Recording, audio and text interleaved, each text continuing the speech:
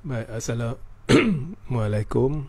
Salam sejahtera, salam GBN, salam Malaysia dan salam kuasa ketiga. Ya, jadi tajuk live kita hari ini berupa soalan. Ya, adakah PH gali kubur sendiri? Ya. Dan saya merujuk spesifiknya kepada Datuk Seri Anwar Ibrahim. Ya. Jadi nampaknya kepimpinan PH khususnya, ya, bila kita lihat PKR, dia masih tengah cerita benda seperti Anwar lah layak jadi calon Perdana Menteri. Ya. Sebelum ini kita ada Lim Guan Eng pernah kata kalau si dia ni tak nak terima Anwar, maka kita tak payah kerjasama dengan si dia tu dan sebagainya. Jadi berkisar di sekitar Anwar menunjukkan PH tidak berpaut kepada realiti. Ya. Dia berpaut kepada satu harapan palsu. Ya. Sebab kita sudah ada 4 pilihan raya negeri yang menunjukkan Anwar dan PKR ditolak. Kita sudah ada pemilihan PKR yang menunjukkan ahli dia sendiri, penyokong dia sendiri ramai yang tolak. Sampai 85% lebih tak keluar untuk melibatkan diri dalam pemilihan. Yang paling ketara kita lihat dulu 2 tahun dulu dalam PRN Sabah. Hanya beberapa hari sebelum PRN Sabah, Anwar buat press conference, dia umum ada sokongan yang meyakinkan untuk dia jadi Perdana Menteri, yang sampai hari ini tak pernah dibuktikan. Ya, Anwar tak pernah tampilkan bukti sokongan dia tu. Sekadar beri nombor tu sampai hari ini dia beri, tapi tak ada bukti. Sampai jumpa Agong pun tidak ada bukti. Ya. Dia membuat press conference tu hanya beberapa hari sebelum PRN Sabah. Maknanya dia secara tidak langsung sedang memberitahu rakyat Sabah, jika PKR menang besar di Sabah, korang tengah memilih parti bakal Perdana Menteri yang tak lama lagi jadi PM. Tapi keputusannya PKR hampir hangus di Sabah. Sebaliknya, parti yang mendukung perjuangan Tun Mahathir, iaitu Warisan, yang secara terbuka memberitahu bahawa dia sokong Mahathir, menunjukkan peningkatan berbanding dengan 2018. Jadi di situ sudah ada satu mesej yang cukup jelas yang diulang di Sarawak, yang diulang di Melaka, yang diulang di Johor, bahawa rakyat menolak PKR, menolak Anwar. Dan disebabkan DAP ketegak hendak Anwar jadi Perdana Menteri, DAP pun sudah kena akibatnya. Ya. Tetapi masih mereka sedang membincangkan Anwar. Anwar yang semenjak selepas PRU 14 menjadi satu liability kepada Pakatan Harapan, liability kepada kerajaan pimpinan Tun Mahathir. Ya. Kononnya ada perjanjian peralihan kuasa 2 tahun yang akhirnya dibuktikan palsu. Tidak pernah ada tarikh tempoh yang ditetapkan, yang dijanjikan, yang ditandatangani. Ya. Jangan cerita 2 tahun.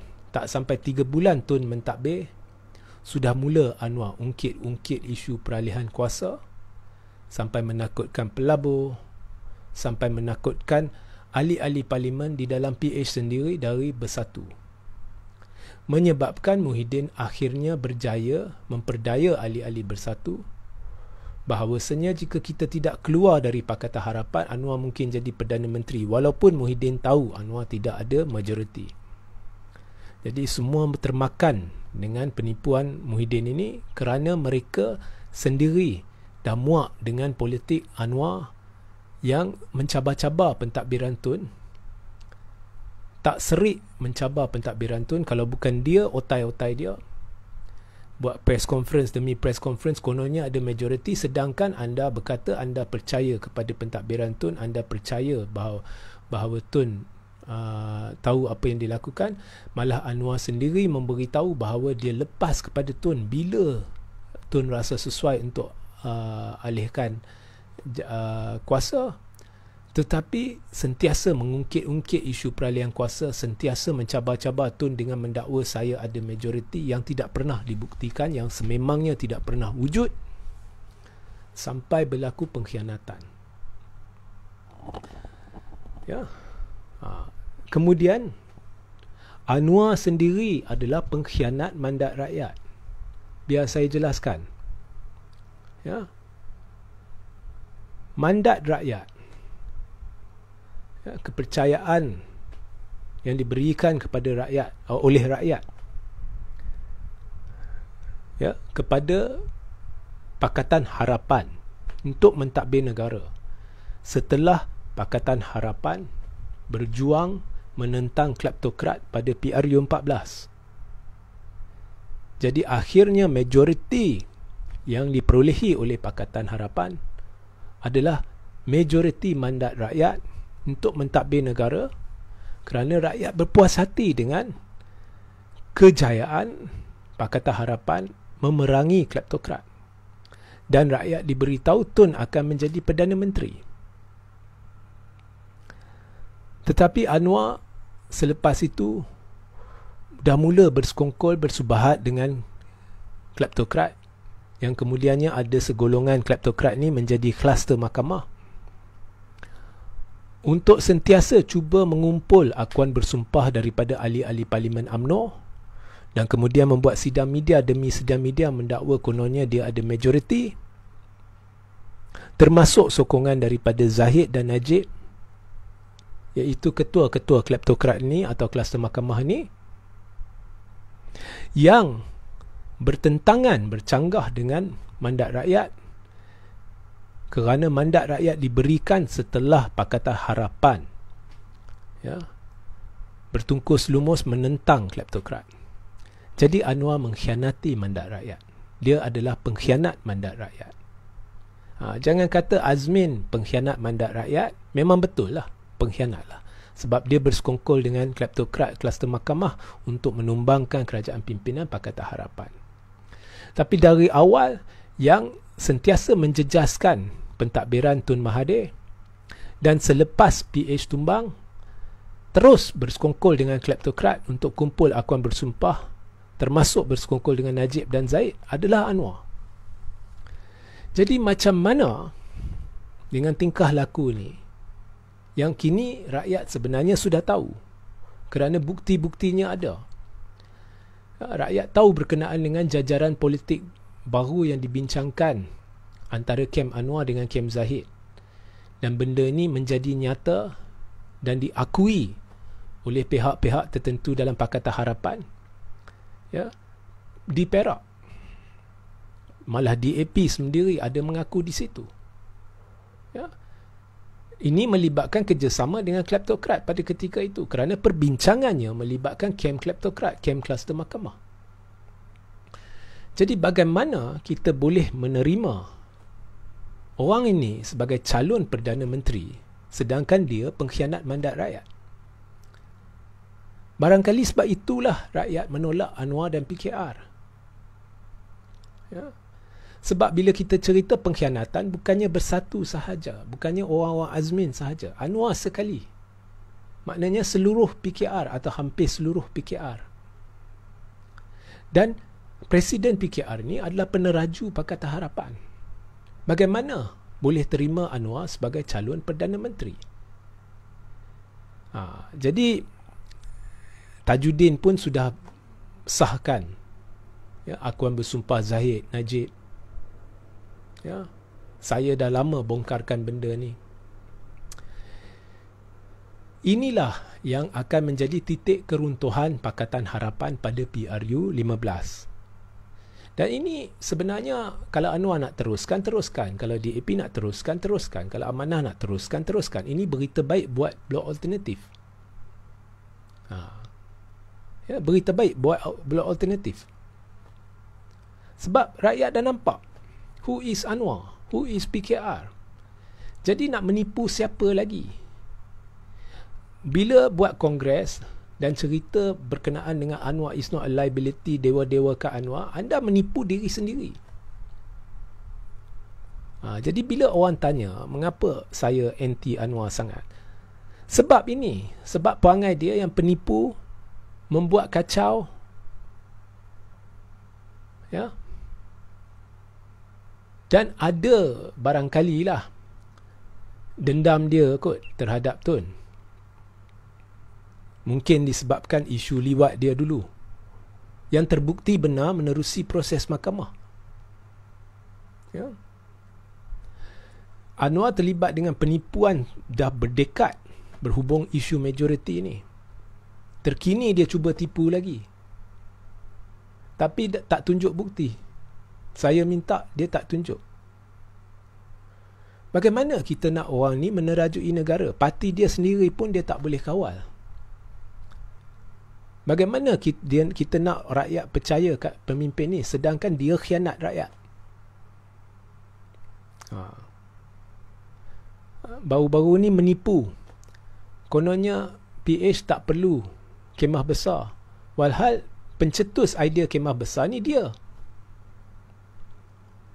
Jadi sebenarnya PH lupa asal usul sejarah dia tu daripada Pakatan Rakyat. Dia akhirnya sedar dia tidak boleh menang PRU. PH akhirnya sedar dia tidak boleh menang PRU. Hanya PH berjaya menang PRU 14 apabila Tun dibenarkan menerajui gabungan itu. Tanpa Tun, PH akan lenyap beransur-ansur. PKR dah memang satu jejak lagi daripada kubur yang mereka gali sendiri. Ya. Tanpa Tun, PH akan hangus. Jadi tujuan saya buat live ini bukannya untuk minta PH buka mata ke sedar ke terima. No. Cuma nak letakkan perkara yang penting dalam perspektif yang betul, iaitu mustahil siapa-siapa menerima Anwar sebagai calon Perdana Menteri. Dan keterdesakan menjadikan Anwar calon Perdana Menteri bercanggah dengan kenyataan Anwar baru-baru ni, tak lama dulu, bahawa dia tidak lagi memikirkan nak jadi Perdana Menteri. Nampaknya kenyataan itu tak benar lah. Dia masih mengidamkan jawatan Perdana Menteri. Ya. So itulah pencerahan saya sedikit sebanyak. Kita tak mau penipu. Dekat parti sendiri pun penipuan. Hari ni cakap A, besok cakap B. Sebelum tu tak boleh lompat parti. Tiba-tiba di Melaka 4 ahli parlimen yang termasuk dari Barisan Nasional yang bersubahat menumbangkan kerajaan Melaka, dia pelawa masuk Pakatan Harapan. Tak berprinsip. Bagaimanakah orang ini akan menerajui negara? Ya. So itu sahaja.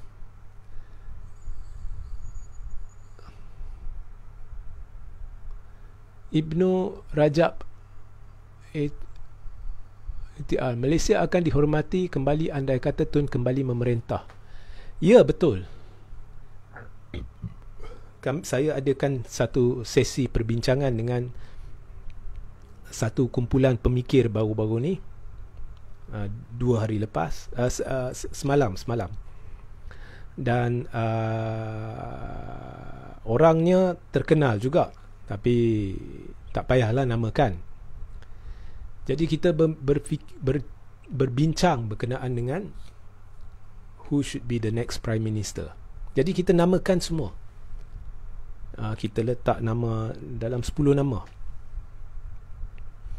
Akhirnya kita capai satu kata sepakat, dan dia orang ni, pemikir ni, dia berbincang secara objektif, walaupun ada yang cenderung ke arah pakatan, ada yang cenderung ke arah sini, ada yang cenderung ke arah situ, tetapi berbincang secara objektif, dan akhirnya semua bersetuju bahawa untuk menangani krisis-krisis yang sedang melanda negara ni, tidak ada mana-mana pemimpin yang setaraf dengan Tun untuk mengubati negara kita. Dekat pun tak, jurang dia besar. Ya, jurang dia cukup besar. Jadi kalau ada mana-mana pihak yang mencalonkan Tun, saya akan memberi sokongan padu terhadap pencalonan itu, iaitu calon Perdana Menteri. Ya.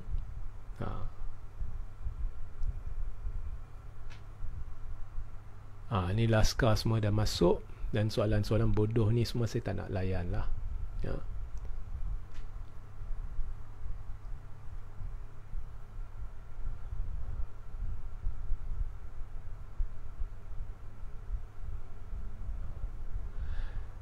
Zakaria bin Muhammad, memang Tun tak nak beri pada Anwar. Yang menggulingkan Tun adalah Muhyiddin Azmi Ali Hishamuddin, anak buah Tun sendiri. Ya ke? Kalau ikut logik itu, Anwar dulu pun anak buah Tun sendiri.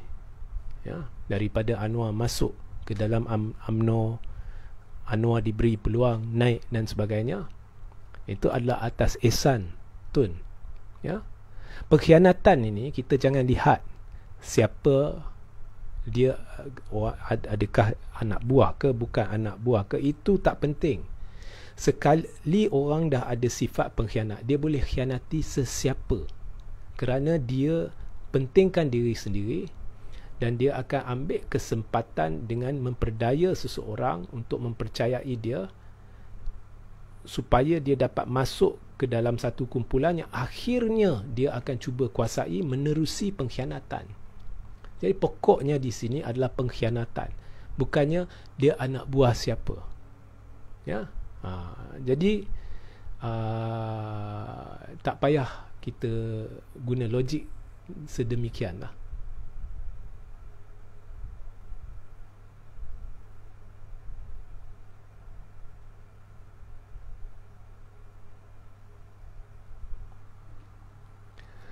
Maliki Mikael, hari ini saya tak faham logik kamu lah.